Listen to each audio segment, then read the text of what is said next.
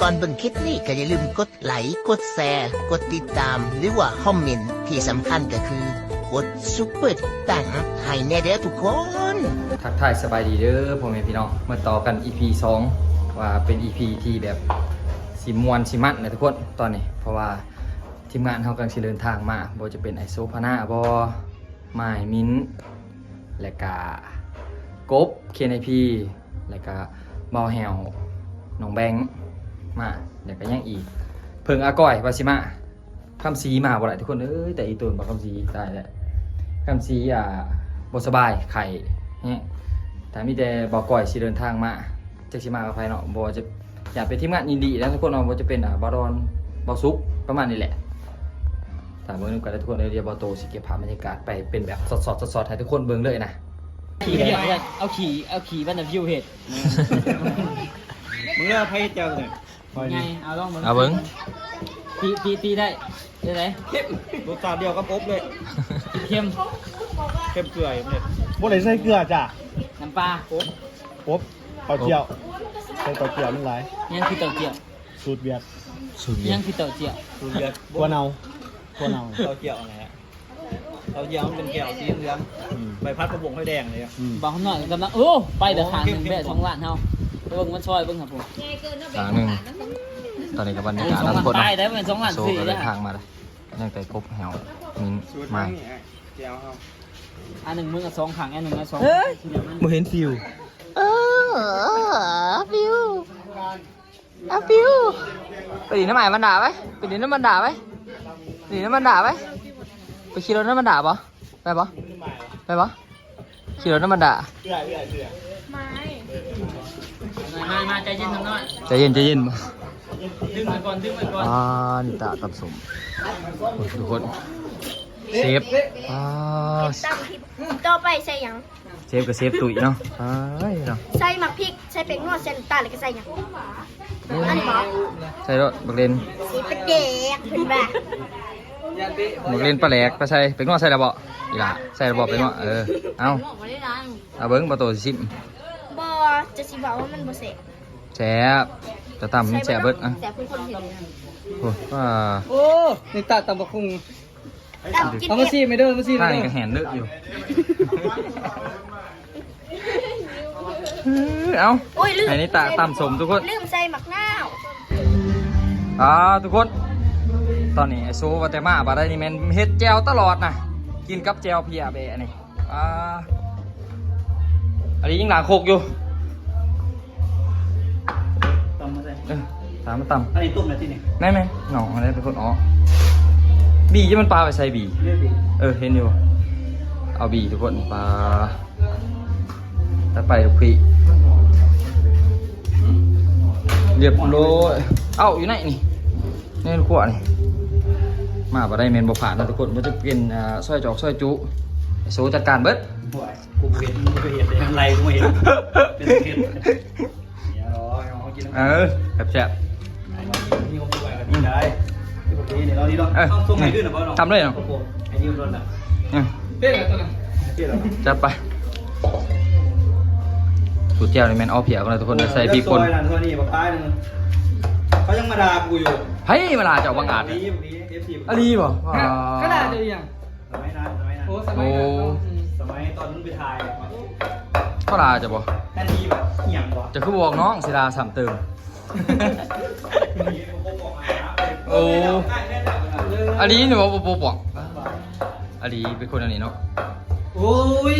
คุยกันอ่านพวกเรื่องของเขาไปเราก็เม้นที่อุตสาหกรรม เลยพี่น้องแบงค์พี่น้องแบงค์ อ่ะตามทุกคนคอยหยวกเด้อ น้ำเย็นเลย จีผักบัวแล้วก็ผักเทียมอันนี้แม่นข้าวบดใส่พริกดิบเลยทุกคนเขาจะใส่พริกป่นเอาโอ้ หมดอะไรแล้ว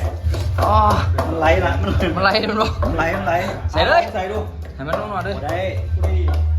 ให้มันนุ่ม ใส่ส่วนน้องใส่ ๆเอา ไหลบนหางเลย กินนี่บ่ว่าแต่ผมลนนะลนหมดทุกภาคส่วน น้ำเย็นเลย เอาสูตรแจวไปอีกไปลองเทสกันทุกคน สิลายบ่มีไอ้เนาะปลาแดกไอโซเนาะส่วนนั้นใส่ปลาแดกไอโซสุดยอดเลยเบิร์ดทุกคนเอ้ยติดตามตอนต่อไปผลิตเบิร์ดอายุก่อน แต่ละไอ้นะมุนอะไรมุนอะไรวะเขาเทียมมันนี่คือบุตรนะแต่ว่าเตียนใจนะเตียนนะ โมเต้นแบบบริกินเจ็บ มันคิดเจ็ด เตียนปลาเนี่ยก็เตียนเนี่ยคือสุดเนี่ยแล้วน้องชิ้นอะไรนี่เป็น2 บริกินเจ็ดอะไรวะมันเลยโปรตีนถ้าเจ็ดมากจังฟัง เฮ้ยได้สั่งไง นั่นแหละตักใส่เลย ก็หันมีคนคุยแน่ เนี่ยอุ้ยตุยเดี๋ยวตีเดี๋ยวนี้ คาได้แบบวันปิ่งวะเป็นปิ่งคาอยู่เลย ปีนคาอยู่ไหนอยู่หนอชิดยังไปเอาคาอยู่โต๊ะหินหนอปีนไปเลย มันจำได้ ไอ้แม่เขาดื่มตามคาทุกคนเนาะเดี๋ยวปิดถ่ายโดยคาใส่ปลาแหลกที่ว่าจบ ทั้งไว้แต่ทีหลังหนู มาขอมาตอดเนาะ วันนี้น้องเนี่ย ใหญ่อยู่สุดแล้วแบบเขาได้ยังไง จะแปะยังป่าเนาะ เขามาหายงานเลย เขาสักแค่เจียร์ดีแล้ว พี่น้องพ่อได้มือนี้นี่แหละนี่เบิร์ดนะพ่อของพ่อ เฮ้ยอยู่ตลาด มาตอดเลย มีที่ป่าตั้งทางเลยเห็นอยู่ได้วันป่า เป็นวันที่2ไอ้หนึ่งเลือกใครบ่เชื่อ ปักเฟรมเลดกระพริบเลยยังเหรอใส่หาซิปเฟรมใส่หาซิปบอกกระพริบ ทิปหรอ นิวยอร์กก็เต็มมาที่ในทางทายซะดิ โอ้ดีด่าเนาะเป็นว่าคนอกหัก ยังน่ะก็เพิ่งเขาว่า โอ้เลยเบาเผิงมากเลยทุกคนเผิงก็เบาซุกอินดี ก็เพิ่งก็บอกซุป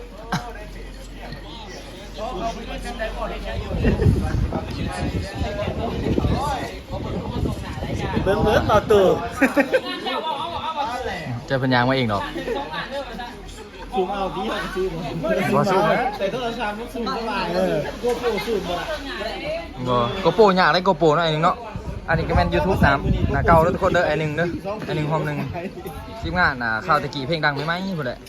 ทีมงานไอ้โซปนาเป็นไง คืออินสตาดีกว่าอินสตา360 นี่ดีใจแบบบิ๊กนี่สุดยอดเลยพ็อกเก็ตหานี่พ็อกเก็ต6แห่งโหดนี่โหดอีนี้ไทยแจ้งขนาดนี่แขกเข้ามาแล้วทุกคนรอดิเสือร้าย มันบ่มีคนดังนะไอ้เงาะบ่มีคนดัง รอเป็นบ่าเลยปะกับเทเป็นบ่า ก็เทเป็นบ้าเถอะ อันนี้เป็นมักบ่อยอกันนะทุกคนเนาะ คนดังแล้วนี่สวัสดีส่งมาลีก่อนสวัสดีโอ้ป้าหล่อดิบริเห็นใน1 ศตวรรษ เว้นแม่เลยอยู่ข้างเฮือนเนี่ยกับมัน ให้มันไปหามัน หากูอ่ะบ่เห็นกูไปยืนทางอ่างกัน กูคือว่าไม่ห้องมึงไว้ เคยอยู่บักเซนไปหนึ่งหอมหก ไม่ถึงนี้ สวัสดีบาโต้หอมสอง คุมหาโอ้สไลด์มีบาซุกบ้ว้าานบาสู้เข้ามาแล้วสู้ทุกคน สวัสดีนะ โอ้บาซุก น้องยังนี่ เสียงเอากันเอาทีมงานยูทูบเอา สบายดีในบ้านได้เนี่ย ไม่ถ่ายคลิปอ่ะ บ้านโอ้นา มันพุ่งเลย มันโคก หัวหน้าบ้าน คนมันโคก ไปกระทำบ่บ่เห็นถ่ายคลิป เจ้าผู้ถ่ายคลิปอ่ะเป็นเปิดเพลงนี่ดับไปได้นี่เปิดเพลงนี่ อย่าตี ถ่ายอยู่ เมียนวะเว้ยจะถ่าย มาต่อในไฟเลยได้ ถ้าไปเปิดเพลงบอกโซ่ ส่วนหนึ่งทุกคนยังอีกกลุ่มหนึ่งใช่ไหม ก็ได้อีกกลุ่มหนึ่ง อีกกลุ่มหนึ่งก็มาแข่งเลย หนีไล่ขอ ดีม ขอมัน โอ้โคตรจะแผดเว้ยแผดเลยขู่กัน เออ เลย เล่นเสร็จแต่คงกิน เปล่า เด่นแบบปินแบะ มาบาทเดียว หัว ไม่ได้แบะซุกพูดแบะ มันงัวหา2,000แสน นี่แหละน้องทุกคนบรรยากาศแต่ยังบ่ทันครบนี่อีกกลุ่มหนึ่งมากก็เป็นครบ ขนาดอยู่ บอเผิงมาแล้วโอ้สิลายบอซีเนาะมึงโบคือเบิ่งบักซีเนี่ย ว่าบูสบายเลยให้มันตายซะ บอกไอ้โม กูเบิ่งแล้วกูเอาลีโถกูเบิ่งแล้ว ตายเนาะ มันว่า ว่าจะได้ เมื่อยแห้งว่าซะ มันนอนบ่รับดิ ตัว โตขึ้นมาโตมา ไปเลย ลีมาเอากูเนี่ยเหรอ โอ้ มาสิเอากูเนี่ยเหรอ มาสิกับกู ใส่หนามอยู่ห้องให้เล็ก มึงไปบ่ล่ะ โตมา ไปบ่จะไปบ่ ไป โอ้โหบอกยังบ่ไป ปังใต้ ขาดเบาสีคำสีบานพิษทุกคนเอ้ยก็เลยบอกอยากมวนไปได้ บอกซีจะไหนมาประจักษ์ จะหน่อยมาก รอบเลิกกำลังพูดนะ มาเว้นไอ้กับหนองมาเลย มาแผลได้ส่งมาก็ ใช่ได้เนาะ เฮ้ยไปเปิดโชว์อย่างนี้โอ้ โอ้ไอโซ่ซาเผ็ดแจวมาได้เนาะ แค่ทำอยู่ บ่คนแท้ ได้ เฮ้ยมีจังช่องอีกเนี่ย ที่ป้าย ยังอีก3 2บ่ทันมา จัง3ก็ถ่ายก่อน 3 เรียนกูก็เอานะเฮ้ย 2เอาเลยนะ หนึ่งเดียวเอาอะไรเด้อเอาหมดนะ เอาแบบสบายดี มาเพื่อนเนี่ย ไหนมือนะแม่ ยิ้มเลยดิเว้ย น้ำหน่อยไปแม่ ยิ้มเลยดิ ในคลิปน้ำหน่อย เลยดิ แม่จะมา โอ้ดูมากเขาอยู่โอ้เขาหนีนึกว่าแปด สบายปะเอานั่งเอานั่งโอ้มา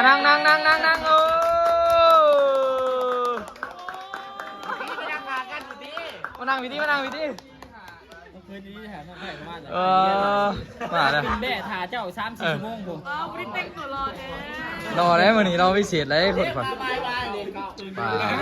ปล่อยกับผ้ามาห้ามหน่อยมากกันเพื่องานนี้โดยเฉพาะ อย่าว่าจะมากล้องไล่ใช่ไหม งานนี้มวนเนาะทุกคนเนาะมีแต่ยูทูบเบอร์ กล้องไล่เดี๋ยววันนี้ผมเปิดเพลงดังเอานั่ง เอามานั่งพี่น้องนางน้ำเพลินในจักบาทนี่ 1 2 ให้เพิ่นดีใจแน่ 12 12 2ว้าบ่ห้ามหน่อยเกิน มาเลยเนี่ย โอ้ยโซมอ่ะ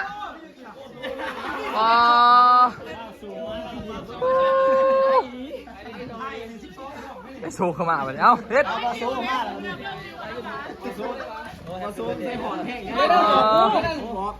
โซ่ได้ข่าวอย่างไรหนึ่งโอ้ไม่ใช่ชื่อหนังก้อนผ้าเลย30 กล่องขายกันเองขาดถึงฮะขาดถึงก่อนสองไม่ได้เอาขายกันเองเนาะบอกว่าเข้ากันในวัดโซ่ อันนี้แม่นโซเลยไอโซเลยทุกคนเลยอันนี้แฮวอันนี้แม่นแฮว เปล่านี่ดุไปเฮ็ดคงเฮ็ดนี่ คงเก่าอย่างนี้เบิ่งทุกคนเลย1 2 3 4 5 6 7 8 9 12หัวบ้า12 ม่วนขนาดงานนี้อยากม่วนเลยทุกคนเด้อม่วนมันย่างอีกวะนี่ย่างอีกบรรยากาศนี่แหละทุกคนม่วนโอ้ถ่านนี่ก็บอกได้เดือดเนาะ ไอ้ร่มก่อนหนึ่งเปียบ้า เอา ร่มก่อน เบิร์ดนี่ไปดีบัตรเด้อไก่นี่สองคนจะใช่จะคือเอามา ผมมีแล้วชุดที่หาเท่าไร ฮะ บูชาเท่าไร หนาเนี่ยขนาดว่าใส่ขี้ยังวันนี้ใส่ขี้ไหม บุญโฮมเด้มึง บุญโฮมทุกคนเด้อฝากไปอุดหนุนบุญโฮมเด้อนี่ยังอยู่ว่าแบนนี่ ลงละลาย ลมละลาย ได้แล้วชี้เราไปอะไร เฮ้ยยัง ปาร์ตี้ บอกเชียร์ไปปาร์ตี้ ปาร์ตี้แล้วเอาไปแจกเขาเบิร์ด ว้าว ตื่นมาเบิร์ดเลย ไอโซ่ได้ใส่ไอโซ่มันเอาให้เพิ่งเอาให้เจ้าใส่อยู่บ่ขี้มา ใส่ยังไงแบบเพิ่งมันเอาแผ่แบบข้ามสีถือ โอ้ ตื่นมาบุรีเบิร์ดโอ้ข้ามสีมันขายดี ข้ามสี โมแมนให้เขาไปแล้วว่า โอ้ แจกใจใหญ่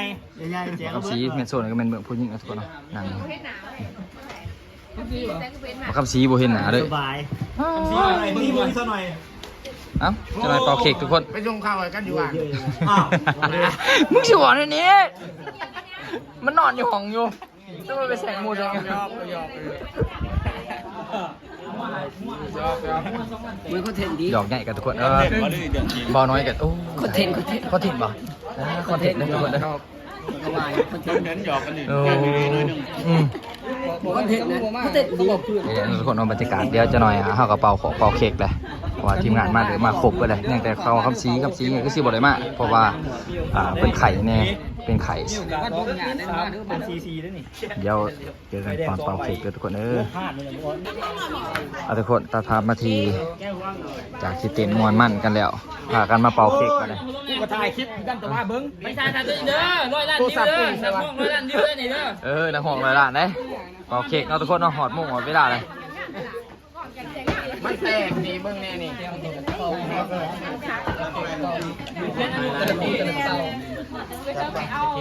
มันได้ไง โบไหน ได้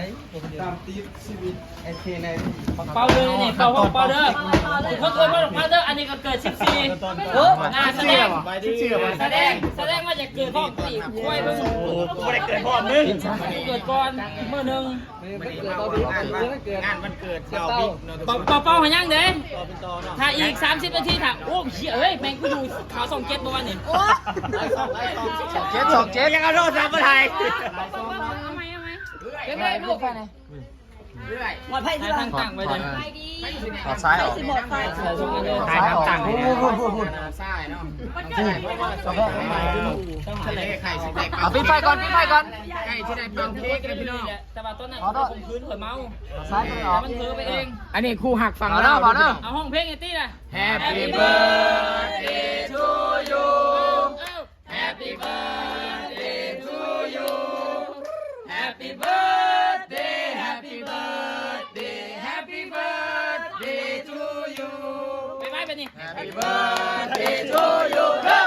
Happy birthday to you Happy birthday Happy birthday Happy birthday to you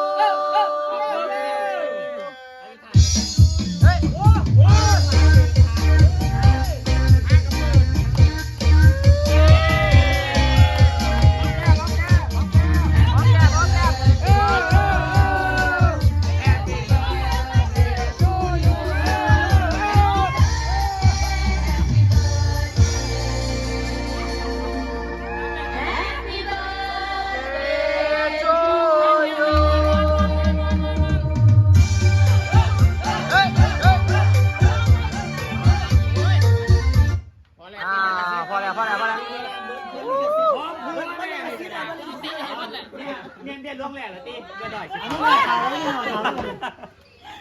ยังเลยถ่ายยังนี่ เอา ไม่ได้ยัง โอ้